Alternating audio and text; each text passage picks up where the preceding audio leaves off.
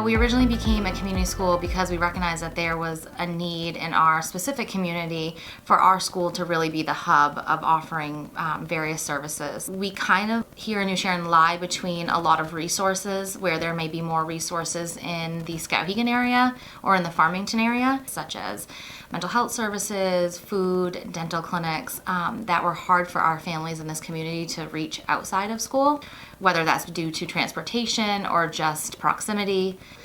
So we kind of started looking into that model.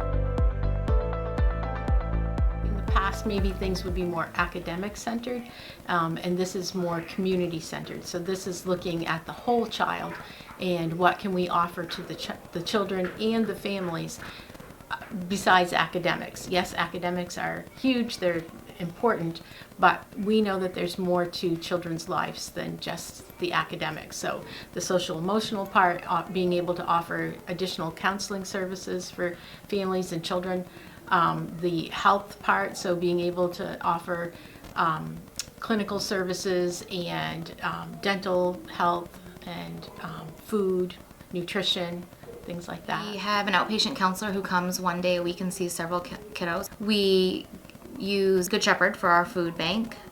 We also have a MOU in progress with Maine Behavioral Health Organization, and we do currently refer to them for a lot of case management. So they've been wonderful in our families that are needing some resources pretty quickly that maybe are outside of our reach, sending over a referral to them, and they open them really quickly. We also have partnered with SNAP Ed program through the cooperative extension. Yep. But where the difference really lies, I think, for community schools is that we are expanding that reach. I can think of like our connections with the University of Maine Farmington. We now we have student teachers from there, but we have psychology interns from there. We are working to be able to refer our families for programming there, whether that's the parents themselves or students. Are not stopping with what we can provide, but how can we bring in partners to provide things for families? We have some really cool long-term goals that include possibly an outbuilding where we would have a computer lab, fax machine printers, where community members, families could come and use that to whether it's apply for a job or do various things that they may not have access to at home. We've talked about expanding and partnering with a pediatrician to do wild child checks. So there's things that we're still in our infancy of implementing. This is our second school year, but the community model, school model, has allowed us to kind of think big and provide things that maybe in the past would have been outside of the box for a public school to provide. So the role of a coordinator is to really make sure that all of these strategies and all these programs are working cohesively and they're working for all members of the community. When we started, we kind of sectored that as mental health, health and wellness, and community outreach, and we all share those roles. So that is myself, Carol, and Justine Meter. So we all really work together as a team. We meet as a team. If someone hears of a program or something that would support community schools, we kind of come together, run it by each other.